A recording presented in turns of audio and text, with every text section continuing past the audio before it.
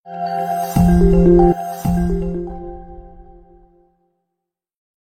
bolehkah kita menangis? Boleh. Justru kalau tak menangis itulah yang bermasalah berarti. Qaswatul qalbi, keras hati, takkan bisa kita menangis. Maka menangis ini perkara yang dianjurkan. Kapan kita menangis? Tentu ya ketika berzikir, ketika baca Quran. Ketika salat macam mana? Ya ketika datang dia tiba-tiba saja menangis itu tak apa-apa. Tapi kalau dibuat-buat, ini yang bermasalah. Imam Nawawi dalam kitab At-Tibyan fi Adab Hamlatil Quran, seorang imam dimakruhkan bagi seorang imam untuk membuat-buat dirinya menangis agar orang lain pun untuk menangis. Kan ada itu imam, Bismillahirrahmanirrahim, Alhamdulillahirabbil alamin. Padanya nak menangis dia berbuat-buat. Tiba salam kayong aja, nampak mata imam tadi yang tak ada. Dalam salat jangan dibuat. Kalau dalam muhasabah zikir lantaklah ndak abun. Itu Imam Nawawi dalam kitab At-Tibyan. Aku lanjut gitu.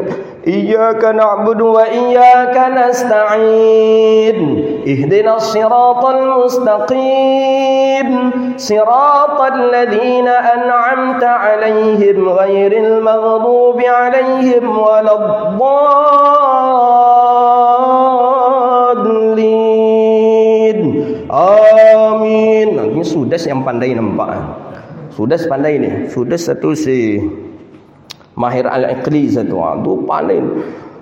Kadang memang suaranya kadang yang seperti itu. Tapi Imam Nawawi sudah menjelaskan, membuat-buatnya di dalam salat tujuan agar orang pun ikut menangis makruh dan bahkan bisa menyebabkan salat itu menjadi batal. Gitu dia. Ya, kadang itu pula, kadang pengurus masjid ke pulau kadang nandak selesai kadang. Inyo pula yang menitip noh. Kalau bisa beko agak apalah segetik imam agak sedih-sedih lah getek katanya. Tentu imam ke comel pula nya ndak pula dipakai tahun depan muhasabah lah. Ya pengurus masjid ke kadang kalau bisa agak apalah getek beko agak bandu-bandu lah getek. Iyalah imam tadi. Mana kandranya? Kandra. Allah iya pula kandra lah. Iya pula nya kandra pada bongi Pak Marjan apa cara olehnya ditambahnya kandra. Baca kitab At-Tibyan fi Adab Hamlatil Quran. Imam Nawawi tegas di sana menjelaskan itu. Jelas di sana. Kalau tiba-tiba memang pas membaca ayat sedih memang ketakutan kita, itu luar biasa. Itu yang dimaksud oleh Nabi sallallahu alaihi wasallam. Ketika membaca ayat yang sedih, ketika membaca pas ayat ancaman itu, macam orang ketakutan betul, tak dapat bicara, rendah, hilang suaranya. Itu dulu para sahabat Nabi sallallahu alaihi wasallam. Cobalah bayangkan, kamu bisa membatalkan itu. Siratal ladzina an'amta 'alaihim.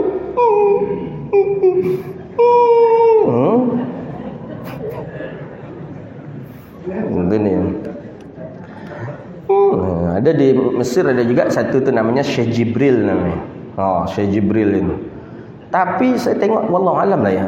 Syekh tu mungkin menangis juga, tapi orang boleh dikatakan seluruhnya menangis. Malam 27 Ramadan di Masjid Amr bin As, masjid tertua di Afrika, di kota Fustat letaknya, ujung kota Kairo. Itu kalau bisa salat di dalam masjid tu kalau datang malam ke-25. Dia setiap tahun malam 27 itu yang imamnya Syekh Jibril. 5 kilo dari masjid itu masih saf salat ini. Masih saf salat. Masjidnya lebih besar dari masjid kita An-Nur lagi. 2 kali 3 kali An-Nur mungkin ada masjidnya. Besar. Itu saya datangnya waktu itu malam ke-26, 25. Itu sudah dapat bagian ujung masjid.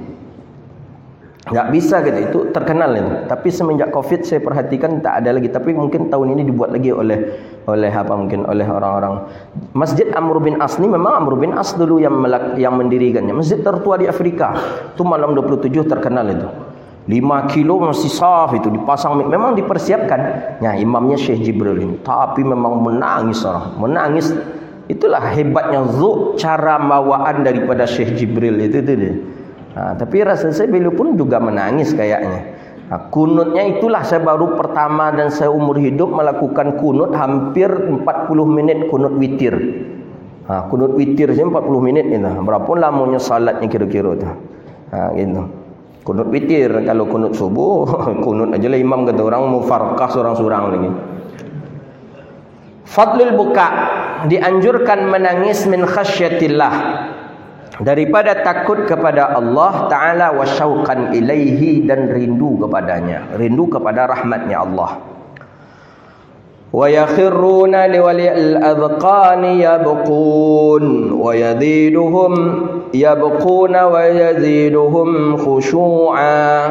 Menangis itu bisa menambahkan kekhusyuan kita. Maka dianjurkan kita menangis. Qala ta'ala afa min hadzal hadits ta'jabuna wa tadhakuna wa la tabqun. Hadis dari Abdullah bin Mas'ud radhiyallahu anhu qala lin Nabi sallallahu alaihi wasallam, kata Abdullah bin Mas'ud, hadis ini sahih.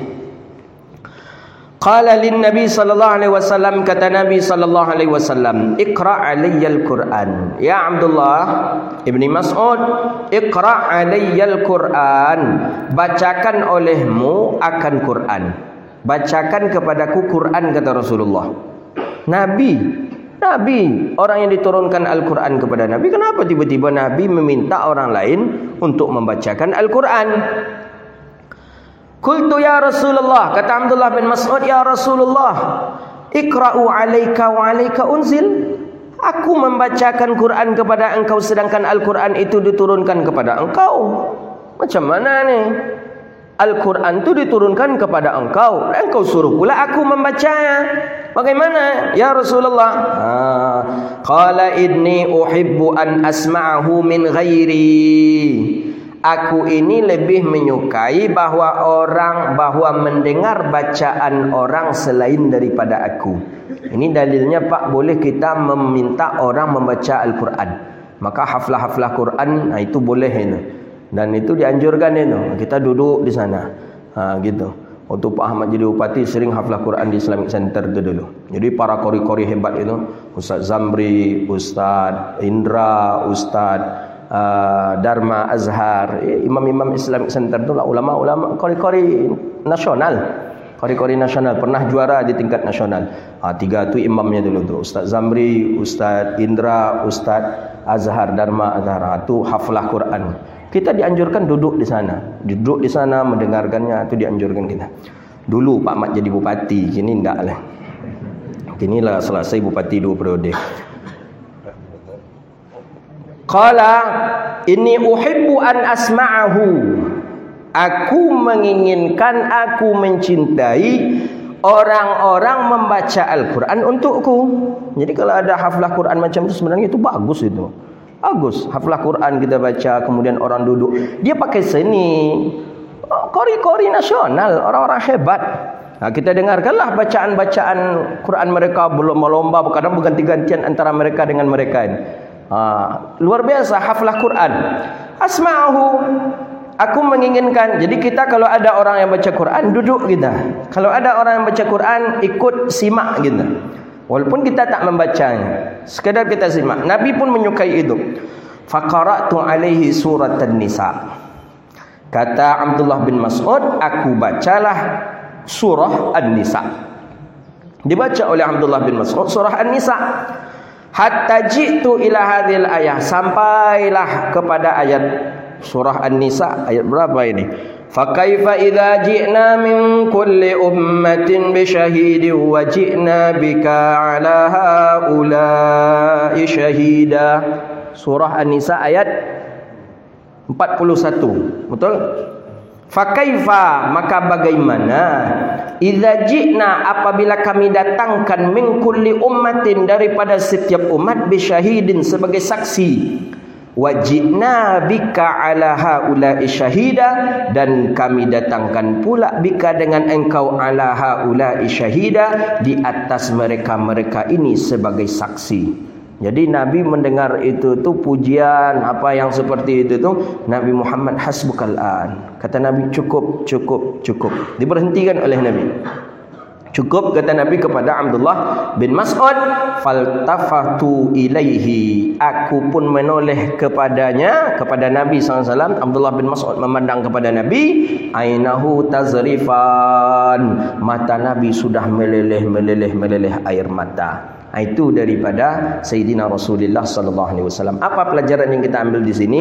Pertama, disunnahkan kita untuk meminta orang lain membacakan Al-Quran untuk kita. Kedua, disunnahkan kita duduk dan mendengar ketika ada orang yang membaca Al-Quran di dekat kita. Yang ketiga, boleh memberhentikan orang membaca Al-Quran kalau itu lil maslahah. Maslahah untuk kebersamaan.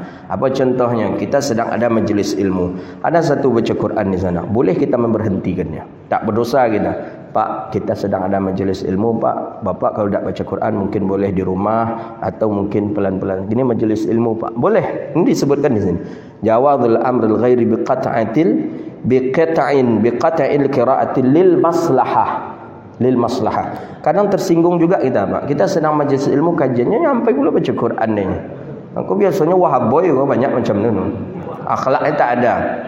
Karena dia ustaz tadi tak setuju dia.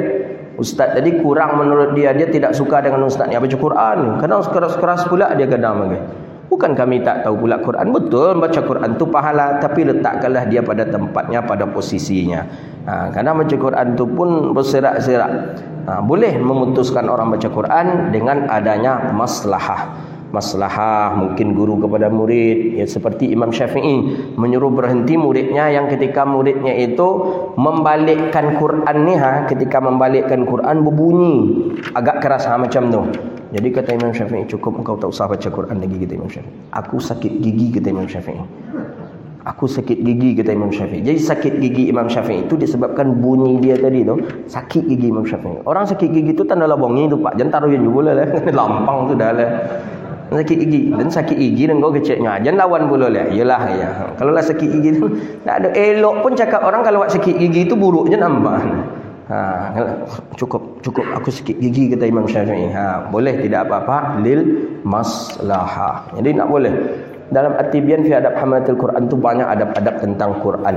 Adab baca, dalam kitab At-Tibyan tu ada beberapa adab-adab yang mesti kita penuhi ketika kita membaca Al-Quran.